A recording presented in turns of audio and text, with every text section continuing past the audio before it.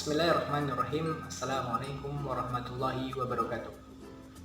Kami dari kelompok 7 ingin memaparkan atau membahas tentang makna dan sejarah dari pembukaan Undang-Undang Dasar 1945. Sebelum itu saya ingin mengenalkan anggota dari kelompok 7. Yang pertama ada saya sendiri, Muhammad Hangga Riksa bin Farid Jaisa Sirait. Kemudian yang kedua ada Hafizah Tasyah Rahab. Kemudian yang ketiga ada Siti Nur Aisyah Solid. Baiklah, kami akan memaparkan makna dan sejarah terbentuknya pembukaan atau Undang-Undang Dasar Negara Republik Indonesia. Di sini saya akan menyebutkan pembukaan dari Undang-Undang Dasar Negara Republik Indonesia. Seperti ini. Undang-Undang Dasar Negara Republik Indonesia tahun 1945. Pembukaan bahwa sesungguhnya kemerdekaan itu ialah hak segala bangsa, dan oleh sebab itu maka penjajahan di atas dunia harus dihapuskan karena tidak sesuai dengan peri kemanusiaan dan peri keadilan. Dan perjuangan pergerakan kemerdekaan Indonesia telah sampailah kepada saat yang berbahagia, dengan selamat sentosa mengantarkan rakyat Indonesia ke depan pintu gerbang kemerdekaan negara Indonesia yang merdeka, bersatu, berdaulat, adil dan makmur atas berkat rahmat Allah yang Maha Kuasa, dan dengan didorongkan oleh keinginan luhur supaya berkehidupan kebangsaan yang bebas. Maka rakyat Indonesia menyatakan dengan ini kemerdekaannya.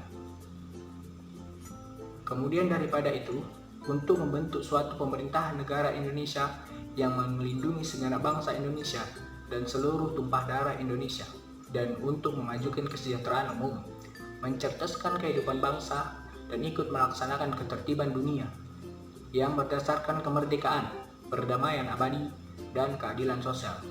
Maka disusunlah kemerdekaan kebangsaan Indonesia itu dalam suatu Undang-Undang Dasar Negara Republik Indonesia yang terbentuk dalam suatu susunan negara Republik Indonesia yang berkedaulatan rakyat dengan berdasarkan kepada ketuhanan yang Maha Esa, kemanusiaan yang adil dan beradab, persatuan Indonesia, dan kerakyatan yang dipimpin oleh hikmat kebijaksanaan dalam permusyawaratan perwakilan, serta dengan mewujudkan suatu keadilan sosial bagi seluruh rakyat Indonesia.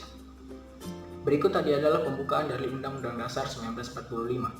Selanjutnya akan dilanjutkan oleh saudari Hafizah Tasyah Rahab yang akan menjelaskan tentang sejarah terbentuknya Undang-Undang Dasar 1945, dan selanjutnya akan dijelaskan oleh saudari Siti Nur Aisyah Solid yang membahas tentang makna yang ada di dalam setiap alinea pembukaan Undang-Undang Dasar 1945.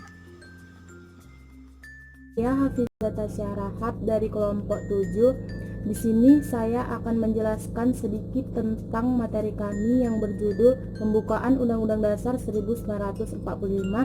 Baiklah, untuk mempersingkat waktu, saya akan menjelaskan tentang sejarah terbentuknya Undang-Undang Dasar 1945. BPUPKI, Badan Penyelidik Usaha Persiapan Kemerdekaan Indonesia, dibentuk pada tanggal 29 April 1945. Badan ini merupakan badan yang merancang Konstitusi 1945 selama sesi pertama yang diselenggarakan pada 28 Mei sampai 1 Juni 1945. Pada saat itu, Bung Karno menyampaikan gagasan dasar negara yang ia beri nama Pancasila.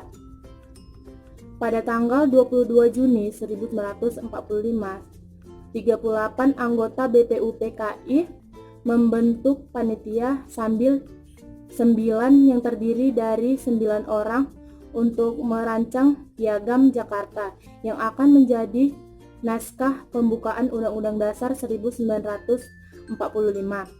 Setelah dihapusnya kata dengan kewajiban menjalankan syariah Islam bagi pemeluk-pemeluknya, kemudahan naskah Piagam Jakarta dijadikan naskah pembukaan Undang-Undang Dasar 1945 yang kemudian diresmikan pada 18 Agustus 1945 oleh PKI, Panitia Persiapan Kemerdekaan Indonesia. Pengesahan Undang-Undang Dasar 1945 ditetapkan oleh KNIP, yaitu Komite Nasional Indonesia Pusat, pada sidangnya tanggal 29 Agustus 1945. Kemudian naskah rancangan Undang-Undang Dasar 1945 dibuat pada saat sidang kedua BPUPKI tanggal 10 sampai 17 Juli 1945 dan tanggal 18 Agustus 1945. PPKI mengesahkan Undang-Undang Dasar 1945 menjadi Undang-Undang Dasar Republik Indonesia. Sekian penjelasan saya, selanjutnya akan dijelaskan oleh Siti Nur Aisyah Solin. Wassalamualaikum warahmatullahi wabarakatuh. Nama saya Siti Nur Aisyah Solin. Baiklah, di sini saya akan melanjutkan penjelasan dari saudari Hafizah Tasya Harahap. Yang kedua, kandungan makna pembukaan Undang-Undang Dasar 1945. Berikut ini makna pembukaan Undang-Undang Dasar secara keseluruhan. Yang pertama, merupakan sumber motivasi dan perjuangan serta tekad bangsa Indonesia untuk mencapai tujuan nasional. Yang kedua, mengandung nilai-nilai universal dan lestari. Yang ketiga, merupakan sumber cita hukum dan moral yang ingin ditegakkan.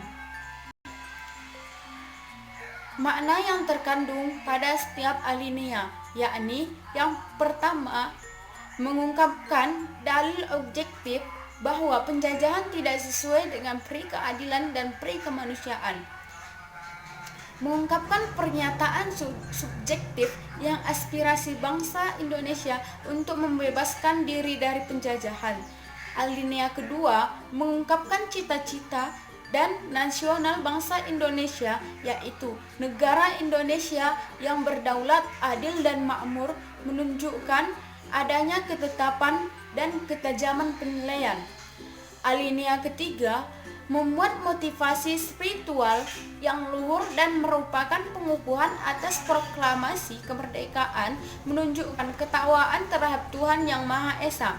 Alinea keempat, menegaskan tujuan dan prinsip dasar untuk mencapai tujuan nasional. Menegaskan bahwa bangsa Indonesia mempunyai fungsi yang sekaligus menjadi tujuan. Menegaskan bahwa negara Indonesia terbentuk republik. Menegaskan bahwa negara Indonesia mempunyai dasar falsafah Pancasila. Baiklah, sampai di sini penjelasan saya. Assalamualaikum warahmatullahi wabarakatuh.